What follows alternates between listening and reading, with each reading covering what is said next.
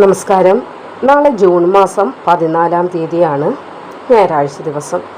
ചില രാശിക്കാർക്ക് അതീവ പ്രത്യേകതയുള്ള ദിവസമാകുന്നു നാളത്തേത്.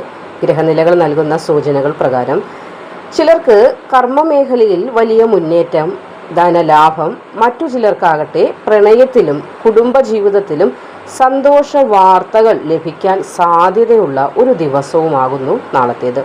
അപ്പോൾ നാളത്തെ ജ്യോതിഷ വിശകലനത്തിൽ ഏറ്റവും കൂടുതൽ ഭാഗ്യം ലഭിക്കാൻ പോകുന്ന രാശിക്കാർ ആരൊക്കെയാണ്, ഈ രാശികളിൽ ഉൾപ്പെടുന്ന നക്ഷത്രങ്ങൾ, കൂടാതെ ഏത് സമയമാണ് നാളെ ഈ നക്ഷത്രക്കാർ പ്രധാന കാര്യങ്ങൾ ചെയ്യാനായി തിരഞ്ഞെടുക്കേണ്ടത് എന്നതൊക്കെ നമുക്ക് വിശദമായിട്ടൊന്ന് മനസ്സിലാക്കാം. വീഡിയോ അവസാനിക്കുന്നവരെ കാണാൻ ശ്രമിക്കുക. കാരണം അവസാനത്തിൽ ഒരു ചെറിയ ആത്മീയ പരിഹാരം കൂടി പറയാനുണ്ട്, അപ്പോൾ അതുകൂടി ഒന്ന് കേൾക്കുക. ഇവിടെ ആദ്യത്തെ രാശി ചിങ്ങം രാശിയാണ്. മകം, പൂരം, ഉത്രം വരുന്ന ചിങ്ങം രാശിക്കാർക്ക് നാളത്തെ ജീവിതത്തിൽ ഏറെക്കാലമായി കാത്തിരുന്ന ചില നല്ല മാറ്റങ്ങൾ ആരംഭിക്കുന്ന ഒരു ദിവസമാണ് നാളത്തേത്. കർമ്മ മേഖലയിൽ, അതായത് നിങ്ങളുടെ ജോലിയുമായി ബന്ധപ്പെട്ട് കഴിവുകളൊക്കെ അംഗീകരിക്കപ്പെടാൻ സാധ്യത നാളത്തെ ദിവസം കാണുന്നുണ്ട്. പുതിയ ചില ബിസിനസ് ആശയങ്ങളൊക്കെ മനസ്സിൽ വന്നാൽ അവ കുറിച്ചു വെക്കാനായിട്ടൊന്ന് ശ്രമിക്കേണ്ടതാണ്. അതായത് നമുക്ക് ഏത് കാര്യവും മനസ്സിൽ ആശയം തോന്നുമ്പോൾ അതിനെ എവിടെയെങ്കിലും ഒന്ന് രേഖപ്പെടുത്തി വെക്കുന്നത് നല്ലതായിരിക്കും. പിന്നെ ആവട്ടെ എന്ന് വെച്ച് കഴിഞ്ഞാൽ ചിലപ്പോൾ മറവിയുടെ ആഴങ്ങളിലേക്ക് അത് പോകാൻ സാധ്യതയുള്ളതിനാൽ പ്രധാന കാര്യങ്ങളൊക്കെ നാളത്തെ ദിവസം ഒന്ന് എഴുതി വെക്കുന്നത് നിങ്ങൾക്ക് ഉപകാരപ്പെടും. ഭാവിയിൽ വലിയ നേട്ടങ്ങൾ ഉണ്ടാകാൻ അല്ലെങ്കിൽ ഉണ്ടാക്കിയെടുക്കാൻ ഇപ്പോൾ ചെയ്യുന്ന അല്ലെങ്കിൽ നാളത്തെ ദിവസം ചെയ്യുന്ന ആ ചെറിയൊരു പ്രവൃത്തി കൊണ്ട് സാധിക്കും. കാര്യങ്ങളിലൊക്കെ ഒരു സ്ഥിരത വർദ്ധിക്കുന്നതാണ്. കുടിശ്ശികയായി കിട്ടാനുള്ള പണമൊക്കെ തിരികെ ലഭിക്കാനുള്ള സാധ്യതയും നാളത്തെ ദിവസം കൂടുതലായി കാണുന്നുണ്ട്. അപ്പോൾ നാളെ ഭഗവാൻ സൂര്യന് രാവിലെ ജലം, അതായത് അർഘ്യം സമർപ്പിക്കുന്നത് നാളത്തെ ദിവസം കൂടുതൽ അനുകൂല ഫലങ്ങൾ നിങ്ങളിലേക്ക് എത്തുന്നതിന് സഹായിക്കും. അപ്പോൾ അർഘ്യം സമർപ്പിക്കാൻ പറ്റുന്നില്ലെങ്കിൽ രാവിലെ എഴുന്നേറ്റ് വന്നതിന് ശേഷം ഭഗവാൻ സൂര്യനെ നോക്കി കൈകൾ കൂപ്പി ഒന്ന് മനസ്സിൽ ഭഗവാനെ വിളിച്ച് പ്രാർത്ഥിച്ചാൽ മതിയാകും. നാളത്തെ ദിവസം പൂർണ്ണമായി ഐശ്വര്യം നിങ്ങൾക്കൊപ്പം ഉണ്ടാകുന്നതാണ്. ഇനി രണ്ടാമത്തെ രാശി മൂലം, പൂരാട, ഉത്രാടം വരുന്ന ധനുരാശിയാണ്. ധനുരാശിക്കാർക്ക് നാളത്തെ ദിവസം വ്യാഴത്തിൻ്റെ അനുഗ്രഹം കൂടുതലായി ലഭിക്കും. അപ്പോൾ അതിനാൽ തന്നെ തൊഴിൽപരമായി പുതിയ അവസരങ്ങളൊക്കെ പ്രതീക്ഷിക്കാം. വിദേശ ബന്ധമുള്ള കാര്യങ്ങൾ അല്ലെങ്കിൽ ഓൺലൈൻ ബിസിനസ്, വിദ്യാഭ്യാസം തുടങ്ങിയ മേഖലയിലൊക്കെ പ്രവർത്തിക്കുന്നവർക്കും നാളത്തെ ദിവസം നേട്ടത്തിൻ്റെതാണ്. കുടുംബത്തിൽ നിലനിന്നിരുന്നതായ ചില അഭിപ്രായ വ്യത്യാസങ്ങളൊക്കെ പരിഹരിക്കപ്പെടാൻ നിങ്ങൾക്ക് നാളത്തെ ദിവസം നിങ്ങളാൽ മുൻകൈ എടുത്ത് പരിഹരിക്കപ്പെടാൻ സാധിക്കുന്നതാണ്. സാമ്പത്തികമായി കൂടുതലൊരു ആത്മവിശ്വാസം ലഭിക്കുന്ന ചില സംഭവ വികാസങ്ങളൊക്കെ നാളത്തെ ദിവസം ജീവിതത്തിൽ ഉണ്ടാകും. രാവിലെ തന്നെ വിഷ്ണു സഹസ്രനാമം കേൾക്കുകയോ അല്ലെങ്കിൽ ഓം നമോ നാരായണായി ജപിക്കുകയോ ചെയ്യുന്നത് വളരെ ഉത്തമമാണ്. അപ്പോൾ വിഷ്ണു സഹസ്രനാമം അറിയാവുന്നവർക്ക് അത് കാണാം, നോക്കിയൊക്കെ ചൊല്ലാവുന്നതാണ്. കാണാതെ അറിയുന്നവരാണെങ്കിൽ അങ്ങനെ. ഇനി അക്ഷരത്തെറ്റുണ്ടാകുമെന്ന് പേടിയുള്ളവരാണെങ്കിൽ അത് നിങ്ങൾക്ക് മൊബൈലിലൊക്കെ കേട്ടാൽ മതി. നാളത്തെ ദിവസം തീർച്ചയായും വിഷ്ണു സഹസ്രനാമം കേൾക്കാനായിട്ട് അല്പസമയം ഒന്ന് മാറ്റിവെക്കുക.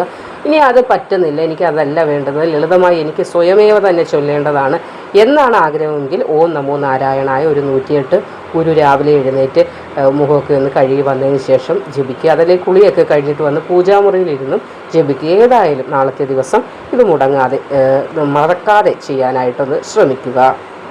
അവിട്ടം, ചതയം, പൂരുരുട്ടാതി കുംഭം രാശിക്കാരുടെ കാര്യം പറയുമ്പോൾ കുംഭം രാശിക്കാർക്ക് ചന്ദ്രഭഗവാന്റെ ഒരു പ്രത്യേക അനുഗ്രഹം ലഭിക്കുന്നതായൊരു ദിവസമാണ് നാളെ. അതുകൊണ്ട് തന്നെ ഏറെ നാളായി ആലോചിച്ചിരുന്ന കാര്യങ്ങളൊക്കെ നടപ്പിലായി കിട്ടാൻ സാധ്യത കൂടുതലാണ്.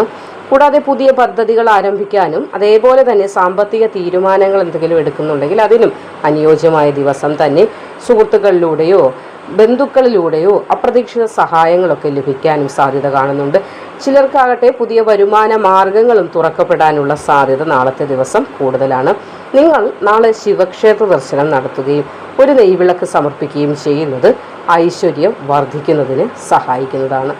ഇനി നാളത്തെ ദിവസം പ്രണയഭാഗ്യം നിറഞ്ഞിരിക്കുന്നതായ, അതായത് പ്രണയിക്കുന്ന ആളിനോട് ആദ്യമായി തുറന്നു പറയാനാണെങ്കിൽ നാളെ അനുകൂലമായ സമയമാണ്. അങ്ങനെയുള്ള കുറച്ച് നക്ഷത്രക്കാരുണ്ട്. അതായത് മിഥുനം രാശിയിൽ ഉൾപ്പെടുന്ന മകയിരം, തിരുവാതിര, പുണർതം നക്ഷത്രക്കാർക്ക് പ്രണയബന്ധങ്ങളിൽ കൂടുതൽ വ്യക്തതയും ഒരു വിശ്വാസ്യതയും അല്ലെങ്കിൽ വിശ്വാസവും ഒക്കെ ഉണ്ടാകുന്ന സമയമാണ്.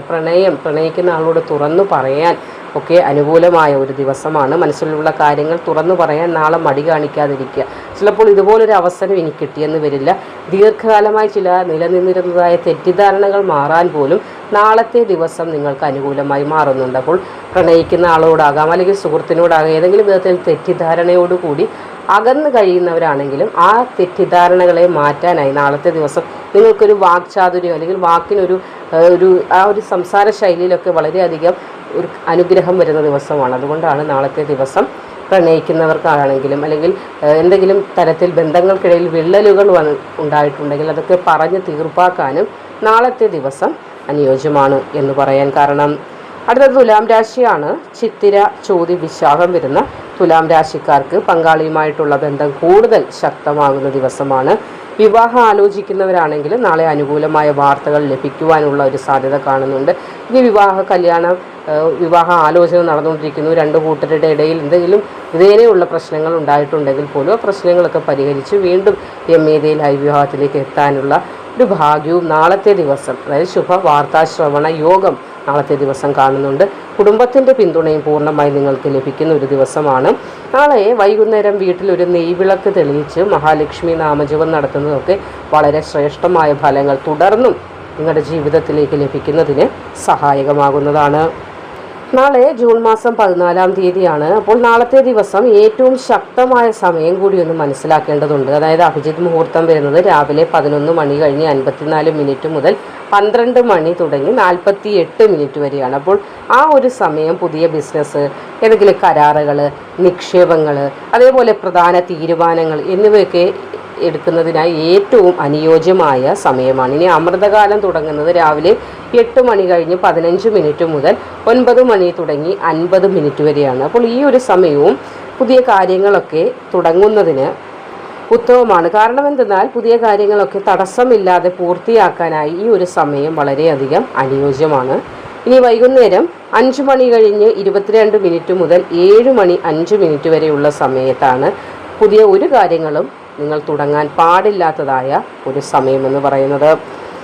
അപ്പോൾ നാളത്തെ ദിവസം ഞാൻ ആ തുടക്കത്തിൽ തന്നെ പറഞ്ഞു, ഒരു ആത്മീയ പരിഹാരം കൂടി നിങ്ങൾക്കായി പറഞ്ഞു തരാമെന്ന്. അതായത് നാളെ ജൂൺ 14 ഞായറാഴ്ചയാണ്. രാവിലെ കുളിച്ച് ശുദ്ധിയായി ഭഗവാൻ സൂര്യനെ അഭിമുഖീകരിച്ച് നിന്നുകൊണ്ട് 3 പ്രാവശ്യം പറയേണ്ട ഒരു മന്ത്രമുണ്ട്. ആ മന്ത്രം ഇങ്ങനെയാണ്: ഓം സൂര്യായ നമഃ എന്ന് ജപിക്കേണ്ടതുണ്ട്. അത് നാളെ രാവിലെ കുളിച്ച് ശുദ്ധിയായതിനു ശേഷം വന്ന് വേണം ഇത് ചെയ്യാനായി. തുടർന്ന് ആർക്കെങ്കിലും ഒരാൾക്ക്, അതായത് ഒരുപാട് വിഷമം അനുഭവിക്കുന്ന, അല്ലെങ്കിൽ ഒരുപാട് വിശപ്പ് അനുഭവിക്കുന്ന ഒരു ദരിദ്രനായ ആളിനോ അല്ലെങ്കിൽ ഒന്നിലധികം ആളുകൾക്കോ ഭക്ഷണം നിങ്ങൾക്ക് കൊടുക്കാവുന്നതാണ്. ഇനി അതല്ല പറ്റുന്നില്ലെങ്കിൽ പക്ഷികൾക്ക് ധാന്യം നൽകുന്നതിനും നാളത്തെ ദിവസം നിങ്ങൾ ഉപയോഗപ്പെടുത്തുന്ന ഉത്തമമായിരിക്കും. കാരണം തുടർന്നും നിങ്ങളുടെ ജീവിതത്തിൽ വസ്ത്രങ്ങളൊന്നും മുട്ടില്ലാതെ പോകുന്നതിനും ഇത് സഹായകമാകുന്നതാണ്. കൂടാതെ ആത്മീയമായ ഒരു പുണ്യഫലമൊക്കെ ലഭിക്കുന്ന, മാനസികമായ ഒരു പോസിറ്റീവ് എനർജിയൊക്കെ ലഭിക്കുന്നതായ ഒരു ദിവസം കൂടി ആയതിനാൽ തന്നെ ക്ഷേത്ര ദർശനം നടത്തുന്നതും മറക്കാതിരിക്കേണ്ട ഒരു പ്രധാനപ്പെട്ട കാര്യം കൂടിയാകുന്നുണ്ട്. ഇവിടെ മനസ്സിലാക്കേണ്ട ഏറ്റവും പ്രധാന കാര്യം, ഗ്രഹനിലകൾ അവസരങ്ങൾ കാണിച്ചു തരികയുള്ളൂ എന്നതാണ്. പക്ഷേ ആ അവസരങ്ങളെ വിജയകരമാക്കി മാറ്റാനായി നമ്മുടെ പരിശ്രമം വേണം. അതേപോലെ തന്നെ വിശ്വാസവും അത്യാവശ്യമാണ്. ഒന്നും നടക്കില്ല, ഞാൻ എന്ത് ചെയ്താലും അത് തെറ്റായി പോകുമെന്നൊരു ധാരണയോടുകൂടി തുടങ്ങുന്ന ഏത് പ്രവൃത്തിയും തെറ്റായി തന്നെ അവസാനിക്കുകയുള്ളൂ. പക്ഷേ അവിടെ അങ്ങനെയല്ല നമ്മൾ ചെയ്യേണ്ടത്. നമ്മുടെ പരിശ്രമം വേണം. ഈ ചെയ്യുന്ന പ്രവൃത്തി ദൈവാധീനം ധാരാളമായി ഉണ്ടാകും. എനിക്ക് അനുയോജ്യമായ സമയമായതിനാൽ നാളെ ഞാൻ ഏർപ്പെടുന്ന പ്രവൃത്തികളിൽ എനിക്ക് ഫലം പൂർണ്ണമായി ലഭിക്കുമെന്ന വിശ്വാസത്തോടു കൂടി നിങ്ങളൊന്ന് പ്രധാന കാര്യങ്ങൾക്കായി നാളത്തെ ദിവസം തിരഞ്ഞെടുക്കുക. നാളെ ഭാഗ്യം വളരെയധികം അനുകൂലമാണ്. അപ്പോൾ ചിങ്ങം, ധനു, കുംഭം രാശികളിൽ നിങ്ങൾ ഉൾപ്പെടുന്നുണ്ടോ എന്ന് നോക്കുക. നിങ്ങളുടെ നക്ഷത്രം കമൻറ്റിൽ രേഖപ്പെടുത്താനും മറക്കാതിരിക്കുക. ഈ വീഡിയോ ഇഷ്ടമായെങ്കിൽ ലൈക്ക് ചെയ്യാനും ഷെയർ ചെയ്യാനും ചാനലൊന്ന് സബ്സ്ക്രൈബ് ചെയ്യാനും മറക്കാതിരിക്കുക. മറ്റൊരു അധ്യായവുമായി വീണ്ടും കാണുന്നതുവരെ നന്ദി, നമസ്കാരം.